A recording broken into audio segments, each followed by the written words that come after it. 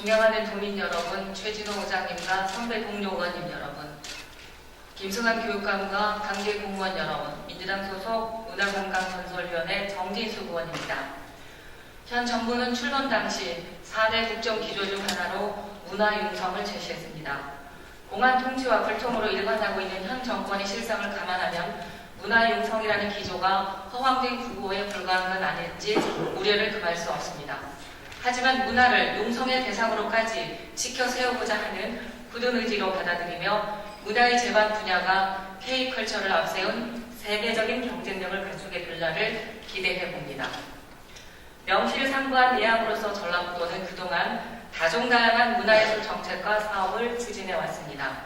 특히 최근에는 공연예술 분야를 전라북도 분야의 역점 사업으로 추진하는 옹골진 기획을 보여주고 있습니다. 대표 브랜드 공연 제작 사업이 바로 그것입니다. 브랜드 공연은 지역 고유의 정체성과 특성을 고려하여 전북을 대표할 수 있는 공연 작품을 제작한다는 취지에서 비롯되었습니다. 특히 중국의 인상 시리즈와 같은 대표적인 공연 콘텐츠를 확보함으로써 지역의 이미지 제고는 물론 지역 경제의 파급 효과, 문화예술의 일자리 창출, 외래 관광객 유치 등 다양한 기대 효과를 염두에 둔 그야말로 야심찬 계획으로 출발한 것입니다. 하지만 현재는 오히려 논란의 중액으로 떠올라 지역 문화예술계와 도민들의 우려만 키우고 있는 안타까운 현실입니다. 사실 브랜드 공연은 최초 논의 단계부터 지역 문화예술계의 커다란 반발을 불러일으킨 바 있습니다. 별다른 공론화 과정도 없이 중국의 인상 시리즈와 같은 대형 작품을 전라북도가 제작하겠다면서 무려 5억이나 되는 용역을 추진하려고 했기 때문입니다. 한마디로 한숨 크게 들여마시고 단숨에 질주하려고 했던 무모한 시도였습니다. 결국 큰 반발에 부딪히자 전라북도는 용역비를 크게 줄여 연구 용역 1억 6천만 원을 발주했습니다. 지난 12월에 초연을 선보인 브랜드 공연 춘향은 이 연구 결과를 상당 부분 반영해서 나온 결과물이었습니다. 하지만 초연 이후에도 논란은 이어졌습니다. 일부 문화예술계와 언론은 해당 작품이 전라북도를 대표하지 않는다, 작품의 질이 낮다, 지역 예술인 참여도가 저조하다, 돈벌이로 전락할 것인가 라며 비판의 수위를 높여갔습니다. 물론 이러한 지적들도 논란의 여지가 있기는 합니다만 전라북도가 되돌아봐야 할 점 역시 간과해서는 결코 안 될 것입니다.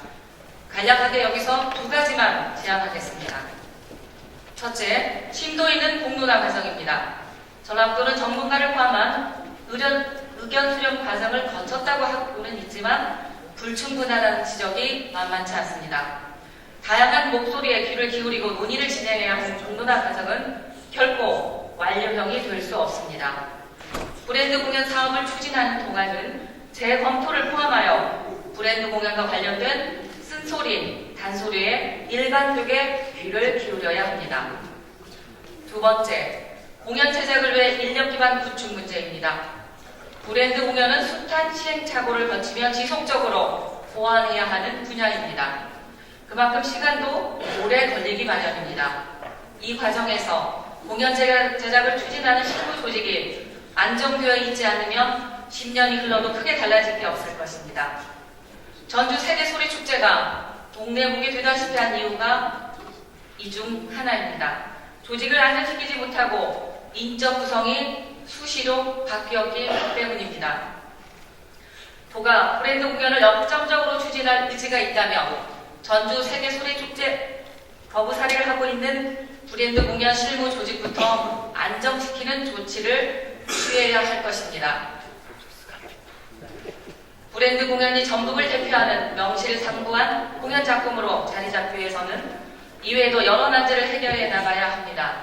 중요한 점은 관주도의 폐해와 모순은 최소화하되 그 이점은 극대화한다는 자세만 일관되게 지켜도 절반의 성공은 저절로 주어질 수 있다는 것입니다. 브랜드 공연이 지금의 논란을 불식시키고 명실공히 전라북도의 지역성을 상징하고 브랜드 공연 사업의 성공 사례로 연착륙할 수 있기를 간절히 바라면서 발언을 마치겠습니다. 경청해 주셔서 감사합니다.